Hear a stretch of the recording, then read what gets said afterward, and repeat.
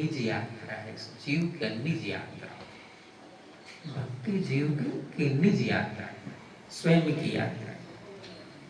तो उस स्वयं की यात्रा में हम आए। सत्संग का मतलब होता है स्वयं की यात्रा में आना। तो ये साहिब कृपा प्रसाद है जो हम सभी सत्संगियों के जीवन को प्रकाशित करता है, उज्जवल करता है, पवित्र करता है। क्योंकि हमारा जीवन इतना हल्का होना चाहिए, हर तरह के भार से मुक्त होना चाहिए। इसलिए कहते हैं भार उतार आप सिर लेना, हंस छुड़ाए काल से देना। सदगुरु ने जीव को काल से मुक्त किया, भार से मुक्त कर दिया। हंस छुड़ाए काल से, अपने हंस को काल रूपी प्रपंच से छुड़ा करके मुक्त कर दिया, अभय कर दिया। तो ये हम सभी जो सत्संगी हैं, जिज्ञासु हैं, ये हमारे जीवन की कमाई है। किसी को प्रार्थना करते हैं, प्रार्थना दूसरी चीज की हम करते हैं, प्रार्थना कामना दूसरी चीज की करते हैं, तो एक समय बाद तो वो सब थोथा हो जाता है, उसका मूल्य ही नहीं रहता। एक समय बाद उसका मूल्य बचता नहीं, उसका मूल्य समाप्त हो जाता है। इसीलिए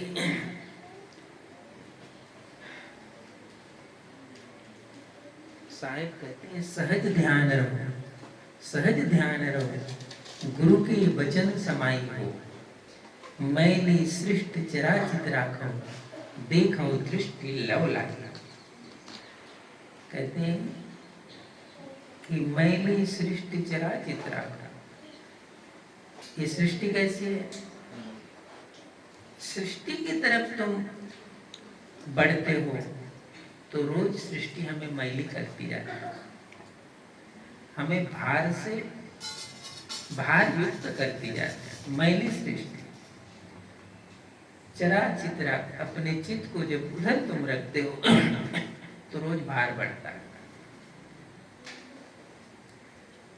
साहिब कहते हैं मैली सृष्टि चराचित राखो, देखो दृष्टि लवलाई।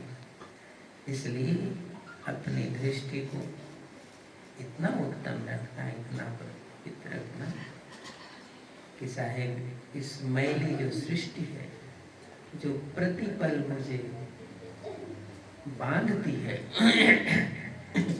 इससे आप सहज मेरे द्वार को खोलो, सहज द्वार बना। गुरु के वचन समाई, गुरु के वचन के आश्रय से ये जीव मैली सृष्टि से, ये साहिब ने हमको उपदेश दिया, ज्ञान दिया।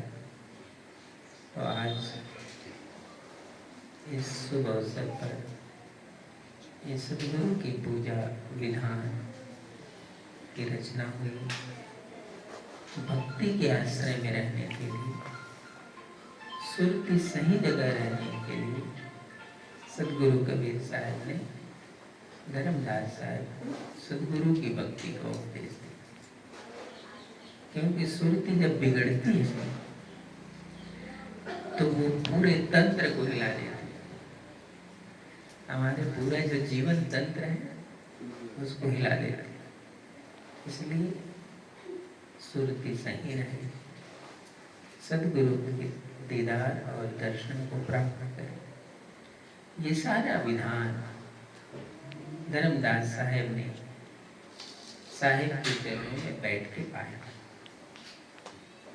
दर्शन देहु गुरु नाम सने, तुम बिन दुख पावत, वो कितनी लगन थी, कितना भाव था।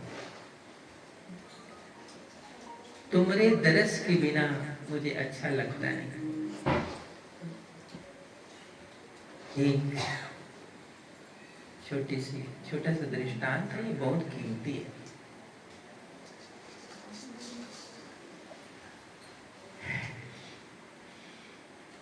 एक व्यक्ति था, वो शादीशुदा था, लेकिन उसको इतना मोह था अपनी पत्नी पर, क्योंकि पत्नी बहुत सुंदर थी। इतना मोह था कि आसपास के लोग, अब वो अकेले कोई शादीशुदा हो तो ऐसी बात तो नहीं, सभी तो शादीशुदा, तो पूरा समाज, जिस समाज में वो रहते थे सभी शादीशुदा थे, लेकिन इसका मोह इतना था कि दूसरे लोग कहते थे, अरे तुमको क्या हो गया जी, और लोग भी तो परिवार वाले हैं, लेकिन और तो कोई इतना मोह नहीं करता है, तू क्यों इतना मोह करता है? तो वो कहता था कि इसके बिना मैं नहीं रह सकता। लोग कितना समझाते लेकिन वो मानता नहीं। तो उसी गांव में कोई संत आया, तो लोगों ने उस संत के बाद उनकी यही बात बताई कि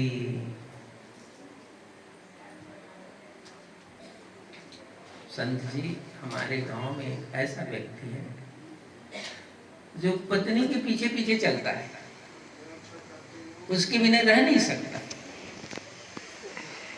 ये कोई बिना पत्नी वाले ने शिकायत की हो ऐसी बात तो नहीं, सभी तो पत्नी वाले थे जिसने शिकायत की। कोई ऐसा नहीं है कोई साधु ने शिकायत की, वो सब परिवार पत्नी वालों ने ही शिकायत की। तो साधु ने सबकी बात सुनी और फिर उसने कहा, तो वो आदमी बहुत कीमती है, उसको मेरे पास लाओ। उस साधु ने कहा, वो आदमी तुम सबसे कीमती है, उसको मेरे पास लाओ, उसको मेरे पास लाओ, ऐसा कहा। तो वो संत के पास उसको लाया गया। तो संत ने उसे पूछा कि भाई, ये सब जो लोग हैं उनकी एक ही बात है कि तुम अपनी पत्नी पर इतना मोहित हो, उसको छोड़ नहीं सकते, इसका क्या कारण है? तो उसने कहा, मेरी नजरों में इतनी सुंदर है कि मेरी नजर दूसरे तरफ जाती, ऐसा उसने कह दिया, उस साधु से कह दिया। तो संत ने कहा, अच्छा, यदि इससे सुंदर तुम्हें कोई मिल जाए तो तुम क्या इसे छोड़ सकते हो? उसने कहा, इससे सुंदर तो आज तक मेरी आंखों ने देखा नहीं, इससे सुंदर आज तक आंख ने देखा नहीं, तो मैं कैसे कह दूं कि ये छूटे कि नहीं छूटे? कहते हैं उस संत जी ने जब तक रहा उसको सुमरन बताया, और एक पल के लिए उसने उसके अंदर उस भक्ति के स्वरूप को, जिस इष्ट को वो मानता था, उसका उसे दर्शन करा दिया। और जिन लोग शिकायत करते थे वो तो पत्नी में रह ही गए, ये व्यक्ति मुक्त हो गए, ये व्यक्ति मुक्त हो गए। उसका कारण था, उसका मुक्त होने का कारण ये था कि उसने अपनी जो ऊर्जा थी, अपनी जो चेतना थी, एक जगह रखी थी, कम पत्नी में ही तो रखी थी।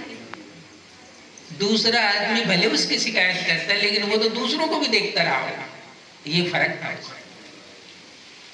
दूसरे में उसमें यही फर्क था कि उसकी जो चेतना थी वो एक जगह इकट्ठी हो गई थी, उसी चेतना को संत जी ने हटा दिया, तो वो तो परम भक्त हो गया,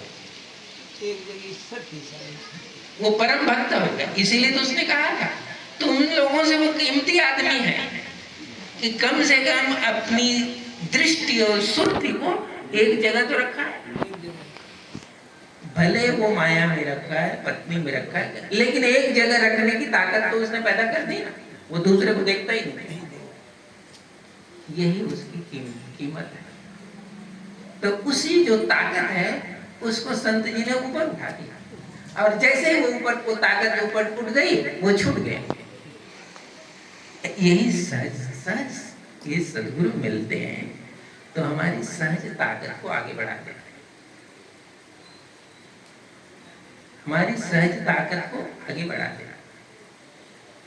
किसी की चर्चा नहीं है, वो जितने लोगों ने शिकायत की किसी की चर्चा नहीं है, उस शास्त्र में उसी आदमी का नाम है, जिसकी लोग शिकायत करने गए थे उसी का नाम है, बाकी किसी का नाम नहीं। ये होती है भक्ति और गुरु की उपस्थिति का फल। तुम्हारे जीवन में जिसकी उपस्थिति है वो किस रूप में, किस तरह से, वो मूल्य। इसीलिए मैं कह रहा हूँ ना, जीवन में तुम बहुत कीचड़ में हो, ये भी हम मान सकते हैं, क्योंकि ये संसार है। उसको चालू करो, बहुत जीवन जब कीचड़ का ही है और उसी में हम आए हैं तो कीचड़ तो है ही, ऐसा नहीं है कीचड़ नहीं, कीचड़ है।